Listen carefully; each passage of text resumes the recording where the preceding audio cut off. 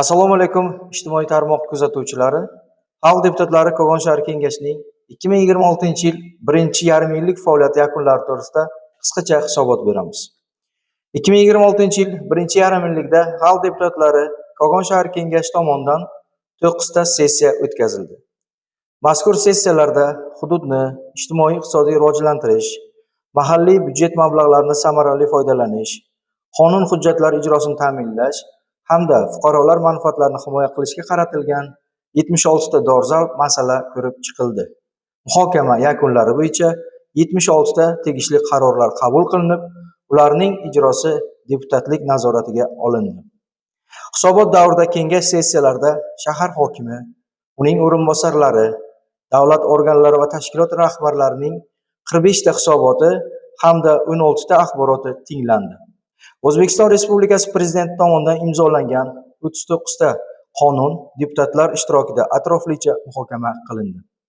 Qonunlarning mazmun mohiyati keng jamoatchilikka yetkazish maqsadida mahallalarda, mehnat jamoalarida, ta'lim muassasalarida 51 marotaba targ'ibot tadbirlari tashkil etildi.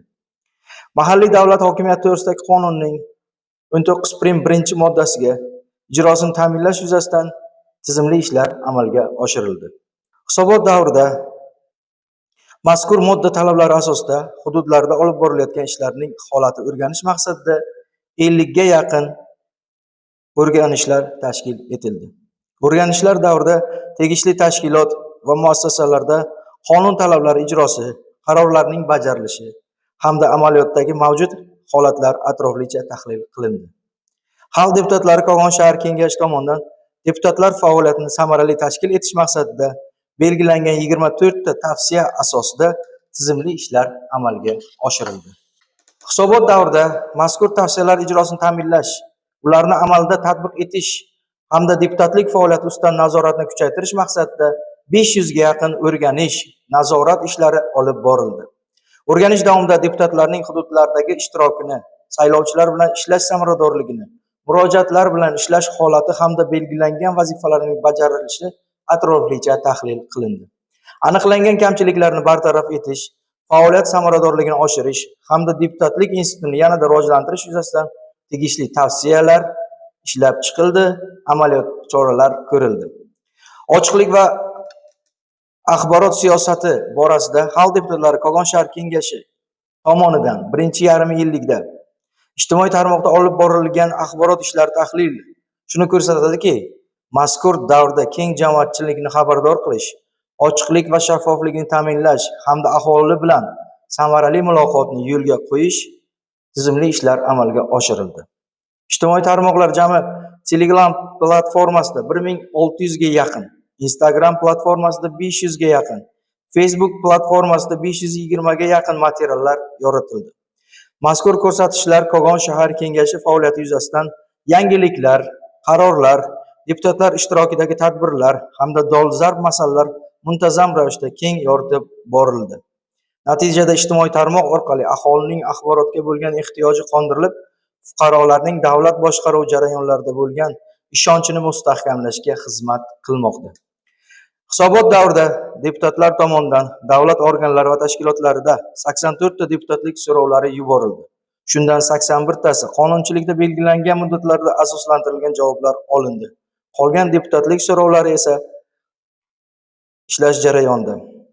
Xalq deputatlari Kogon shahar kengashi tomonidan 162 ta muhim qonunchilik hujjatlarini o'rganish yuzasidan tizimli ishlar amalga oshirildi.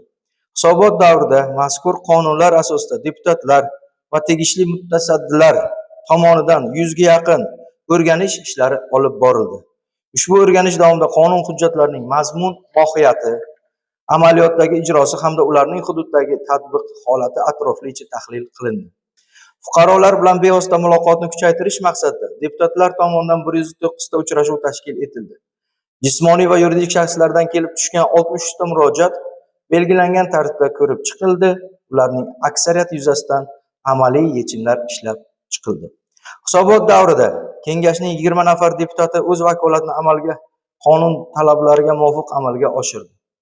Deputatlar tarkibida o'zgarish kuzatilmadi va vakolatni muddatdan oldin tugatish bilan bog'liq holat qayd etilmadi.